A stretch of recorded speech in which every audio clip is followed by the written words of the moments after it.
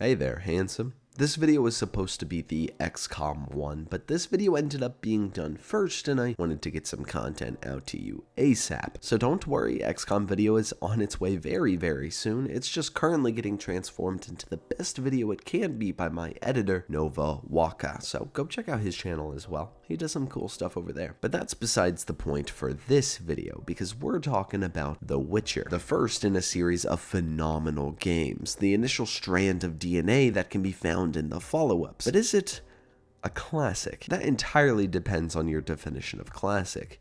For the purposes of this video, when I say classic, this is what that falls under. To me, a classic is a game that was released 10 or more years ago, and still holds up in terms of narrative and, in some cases, gameplay. But gameplay can be forgiven if the things surrounding it are fantastic.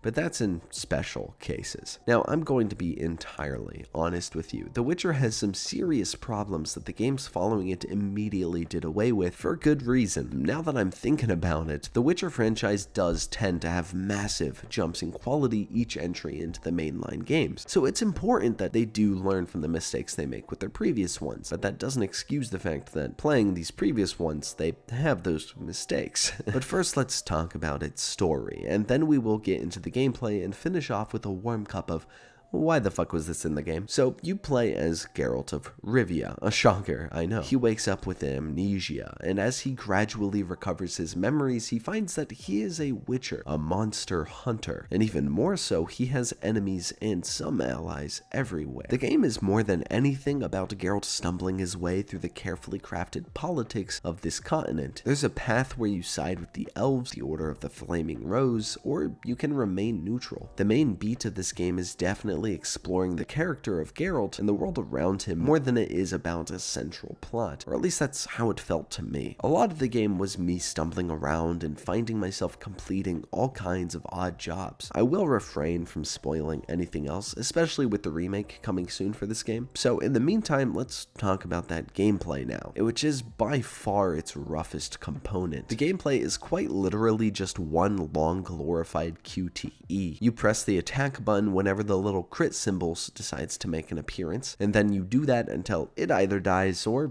you die. It sucks, it doesn't ever get fun, and it always manages to feel like a chore after about 30 minutes of game time. The strategy of it is pretty much non-existent. It feels like an AFK mobile game, where the only thing between victory and failure is your level. Now, other than that, one other component of the game that isn't really the game's fault is that it doesn't autosave. My spoiled little brat ass did not know this. I lost an entire 5 hours of progress after I died to a side quest boss. I have not recovered mentally from this moment in my life, and I doubt I ever will. It broke me. I literally uninstalled the game and decided I wouldn't make this video, but then here I am, crawling back, making that video. I came back to it, but god damn it, I didn't like it. I was pretty down to never play it again, but I will say, for how old this game is, it looks pretty good. The animations are relatively fluid for their time, the models are interesting and have a lot of character most of the time. While I was playing the enhanced edition, that only adds like some graphical fidelity, it doesn't really change animations and entire models very much. And I really did enjoy exploring this world.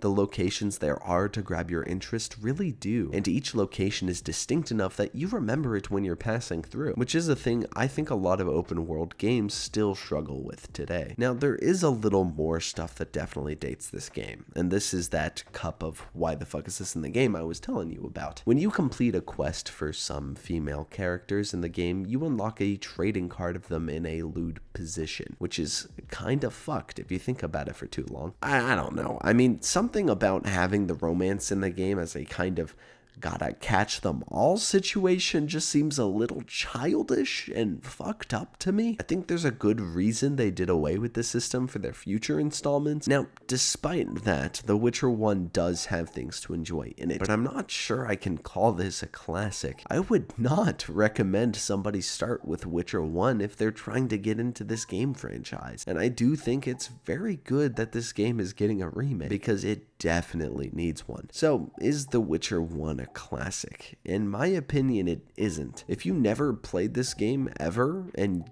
you just went on and played the sequels, you wouldn't really be missing enough for it to be a problem. And maybe I'll talk about The Witcher 2 in one of these videos, because that one I have a very different opinion on. Anyways, thank you so very much for watching. I hope you had a good day and continue to. If you enjoyed this video, do give that like button a slice with your silver blade, and if you'd like to see more content like this, I do all kinds of reviews and such, so be sure to check them out, and dice that subscribe button with your steel blade. As opposed to your silver one, it won't work with that one, so, you know. But most importantly, have a goddamn wonderful day, and don't die.